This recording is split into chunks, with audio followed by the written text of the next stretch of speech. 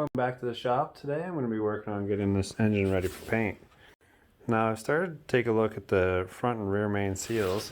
I have the rear one taken off right now, and I've since gone ahead and changed out the front one to a brand new seal and replaced the timing cover after I cleaned it up a little bit.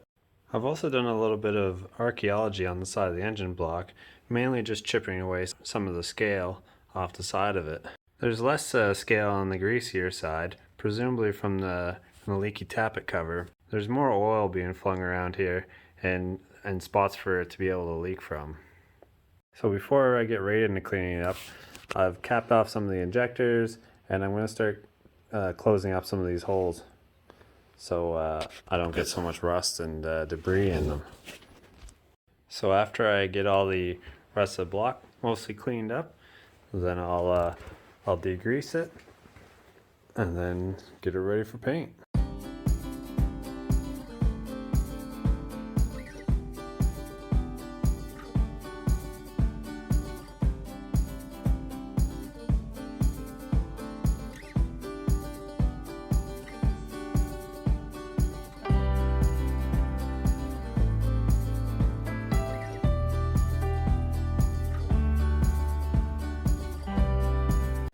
Okay, fast forward a couple hours. I got it all cleaned up, degreased. I even had a chance to put a new rear main seal in, so that's all done up. My plan for the color is going to be gloss black. Alright, so I got the block cleaned up, it's dried up, I got her etched, and now she's ready for paint. So my plan here is to use the silver Pour 15. It has a little bit more fill capacity to it. It kind of fills in a lot of the rust and divots, so it makes a smooth finish. And then for my second coat, I'm going to use engine enamel black, and hopefully we get that shiny look to her.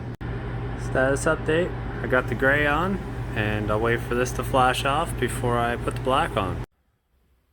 Alright, and there we go with the black on. So now that the block is enameled, I can start with painting some of the parts like the tappet cover. I'll take the valve cover off there and paint it, and then I'll start just cleaning up everything and putting it back on the engine as I go. So now that I have the block painted, I'm going to work on getting it settled inside this frame, but before that I got all these parts to go on, brakes and a bunch of steering components. I also got to get that four-wheel drive thing installed. After that, I'd like to get the engine back together with the transmission and put back in between the frame rails. So I'm going to start work on this four-wheel drive actuator assembly, or at least what's left of it. I'd say this isn't a conventional locking system in the way that I'm used to. I'm used to axle disconnects on the end of the axle. Ones that look more like this to engage the four-wheel drive. The way that this one works is that there's a vacuum operated horn that slides over this dog here, and what that in turn over at the axle here slides this shaft over to engage between four-wheel drive and two-wheel drive, like that. So this vacuum horn gets a signal from the transfer case from this switch in here, and then when it's placed in four-wheel drive, it'll pull that vacuum horn up automatically. And then when it senses that it's in four-wheel drive, the switch will tell the light on the dash that it's in fact in four-wheel drive, and you're good to go. I do think that these are prone to failure, and I've seen lots of workarounds where there's just a cable that pulls this dog over, and there's really just a pull on the dash, and when you pull it out, she's in four-wheel drive, and you know for sure. So for now, I'm going to go the OEM route, and I'm just going to rebuild it entirely. I have new housing here, and I'll rebuild it.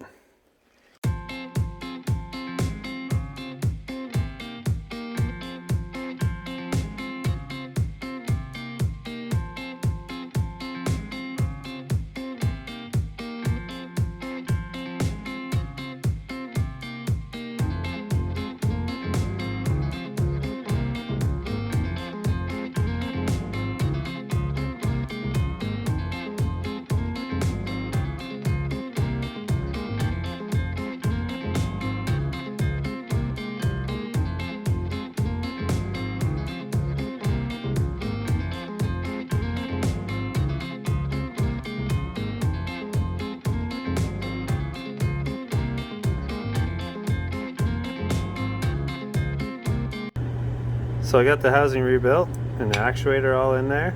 I tested the switch. Switch looks okay, and everything moves smoothly. So the next step, put it on the truck.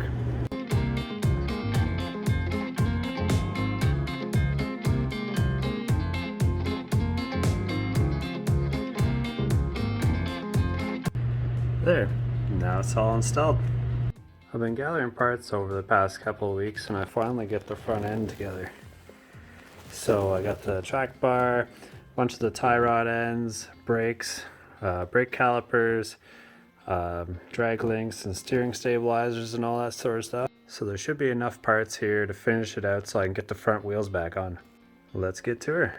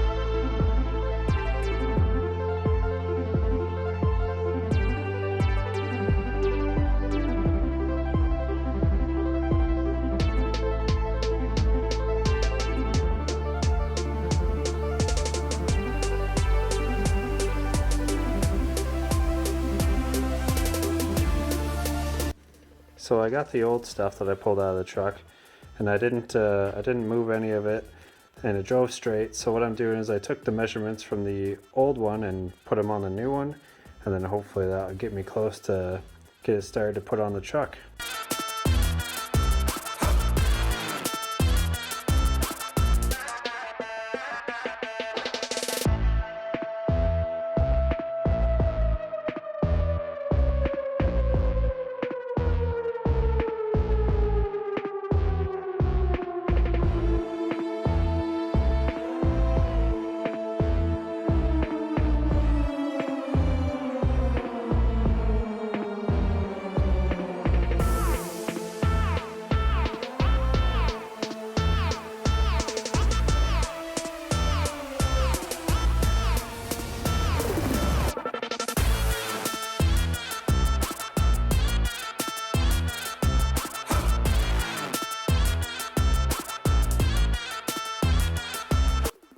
I got the steering box installed and the last steering linkage all joined up. So that's the end of installing the steering linkages on this truck. And next I'm going to put the brakes on.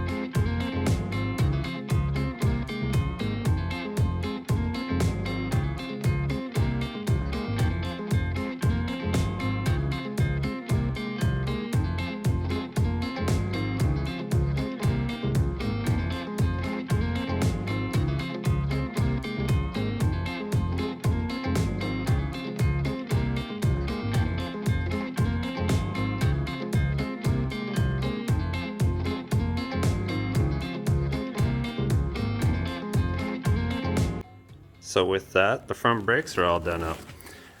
The stuff that was on here was in pretty bad condition, and I just wanted to make sure that everything was going to work right for the build, and you can't skimp on safety. So we got new brakes, pads, rotors, new lines, and new blocks. and boy do they look shiny. So from here, I'm going to try to get some more floor space. I want to get this engine and the transmission and transfer case. I want to get this in here so I can finally get at the cab. So that involves putting the wheels back on her, putting the cross member in, and just getting the engine and transfer case all together and winched up back in there.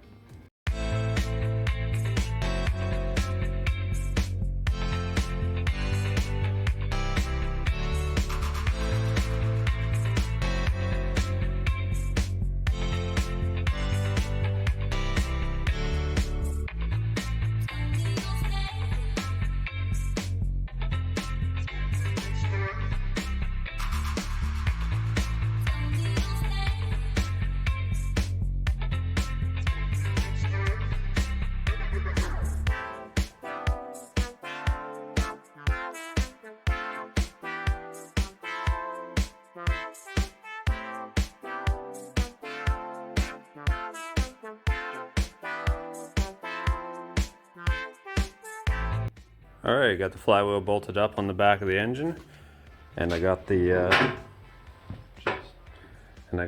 cross member installed for the transmission in the frame. And now it's time for me to put the crappy tires on it so I can move the frame around a little bit. Then from there I can put the transmission and transfer case in there. I think it's going to be inevitable, but I think I'm going to scratch it. Alright, now that I got the tires installed on both sides, I'm going to do a quick toe alignment. So what that does, I'm just going to do this with these two fiberglass rods here. I'm going to stretch the rods out to the inside of each tire here, the front about where the axle sits, and I'll span them from each side here, and then I'll attach them together with vice grips, and then I'll go from the front of the tire and I'll go to the back of the tire, and I'll try to get them about equal. That'll adjust the toe to about 0. And then I'll bring this front end in just a little bit, probably about 1/8 of an inch relative to the back. And that'll set me up pretty close for getting started.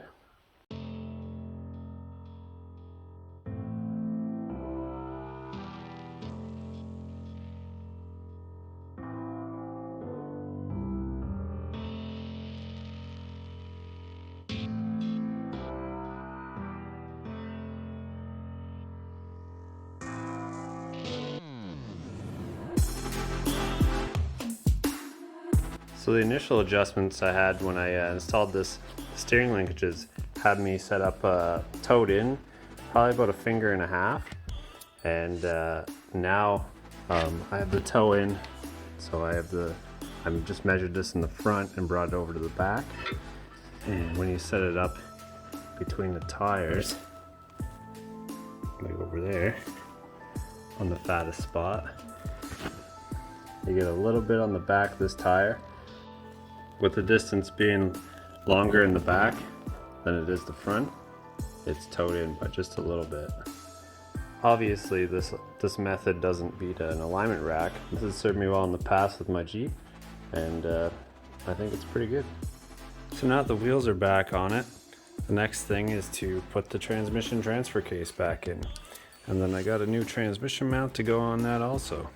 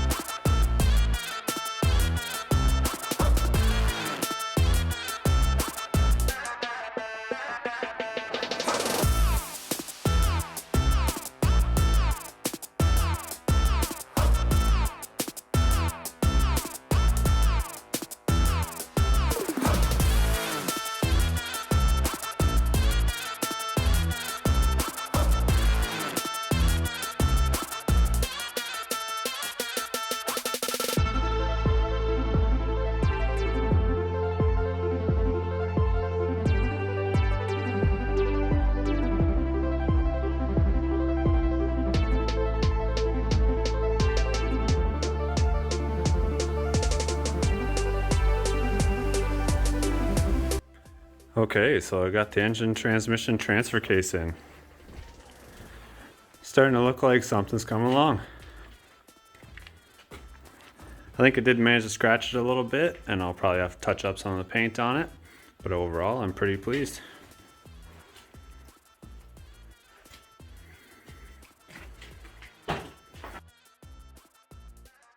So with that being said, I'm going to end her there for this week.